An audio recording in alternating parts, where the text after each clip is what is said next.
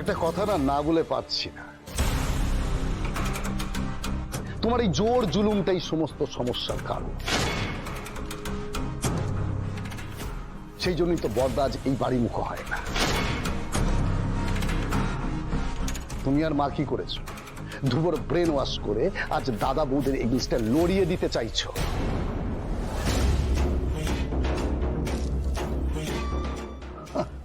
তুমি তো তোমার জেদ থেকে সরবে না। মাঝখান থেকে আমাদের কি করতে হচ্ছে? বাড়ির ছেলেকে বাড়িতে ফিরিয়ে নিয়ে যাওয়ার জন্য আমাদের দৌড়ে আসতে হচ্ছে। কি বলেছিল কষ্ট করে দৌড়ে আসতে? দাদু ভাই ফিরবে বলে কি বাক্স প্যাটরা নিয়ে এখানে ফিরে এসছে? তা নয়।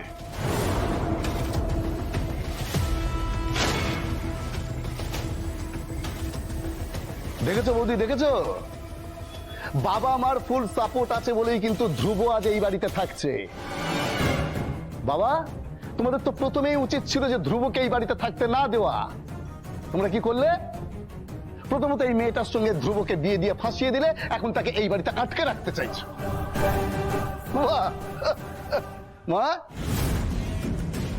বড় হিসেবে তোমাদের কি করা উচিত ছিল? উচিত ছিল না ধ্রুবকে বুঝিয়ে বাজিয়ে ওর বাবা মার কাছে পাঠানো?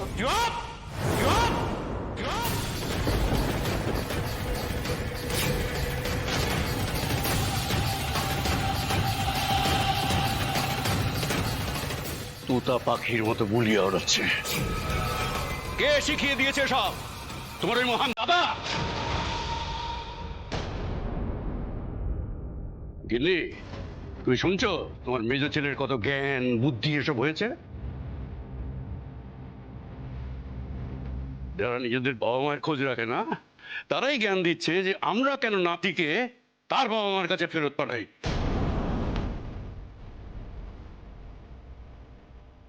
বড় বৌমা, অজয় কি যোগ্য বাবার কাজ করেছে? আগে তাকে গিয়ে এটা জিজ্ঞেস করো। তুমি ছেলের জেতার আনন্দ সেলিব্রেট করবে বলে বসেছিলে?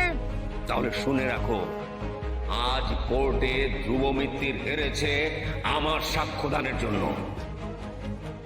হ্যাঁ, আমি ওর বিরুদ্ধে সাক্ষী দিয়েছি। কি সাক্ষী দিয়েছো তুমি? তুমি কি সাক্ষী দিয়েছো বলো? তুমি তো স্পটেই ছিলে না, তুমি তো পিকনিক থেকে সেটা বাড়িছো। তুমি কি আর একটাও প্রশ্ন করবে না তুমি। তুমি তুমি থামো না। ওরা কলকাতা থেকে এতটা এলো, একটু চা জল খাবে তো। বৌমা বসো না, বসো। শান্ত হও না। কেন কেন এরকম করছো? শরীর খারাপ করবে আবার। আমি একটা কথা বলছি কিন্তু তুমি জেনে রাখো, যখনই তোমার ছেলেরা এখানে আসবে তখনই ঠিক এই রকম পরিস্থিতি তৈরি হবে। ভালো যদিও বা কিছু হয়, সেটাকে নষ্ট করে দেওয়ার জন্য, খারাপ করে দেওয়ার জন্য এরা আসবে।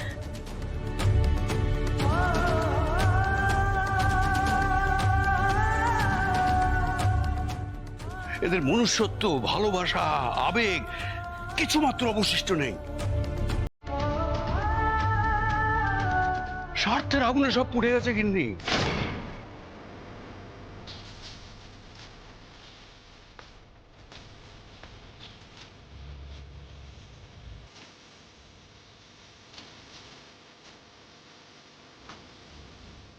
কি বললাম তোমাকে? এখান থেকে বেরিয়ে যেতে বললাম না? বেরিয়ে যাও। দাঁড়িয়ে আছো, বেরিয়ে যাও। ওদের দেখো না, স্বার্থপর গুলোর মুখ আর দেখো না তুমি।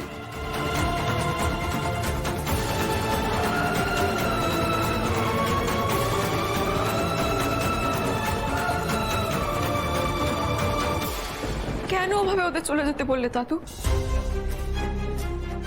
তুমি কি চাও আমি সবাইকে একসাথে তলে আনতে না পারি? তুমি কি চাও আমি হেরে যাই? ওরা চলে গেলে তো তুমি নিজেও কষ্ট পাও দাদু।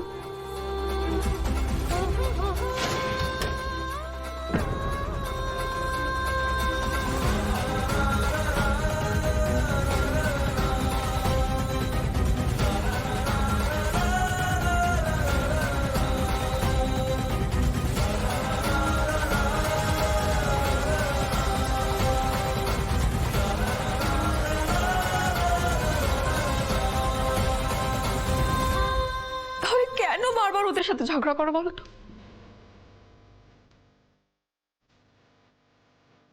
কেন তুমি ওদের তাড়িয়ে দাও? এটা কিন্তু ঠিক না দাদু।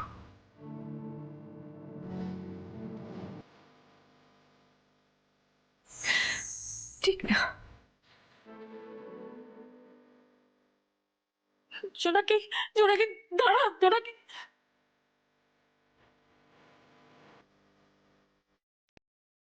কষ্ট আমার হয় এই জন্য কি, কষ্ট আমার হয়, কিন্তু আমার বড় ছেলে, মেজো ছেলে, তারা কিছুতেই শুধরাবে না। ফিরে গিয়ে আবার ওরা কোনো প্যাঁচ করবে দাদু ভাইকে ফিরিয়ে নেওয়ার জন্য।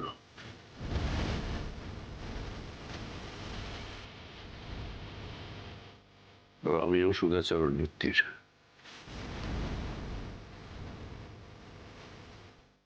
এবার এমন কিছু করবো যাতে ওরা এই বাড়িতে আসতে বাধ্য হয়। আমি ওদের বাবা, এটাই ওরা ভুলে গেছে। বাবার পাকা মাথার বুদ্ধির সাথে ওরা এবার কি করে পেরে ওঠে সেটাই আমি দেখবো।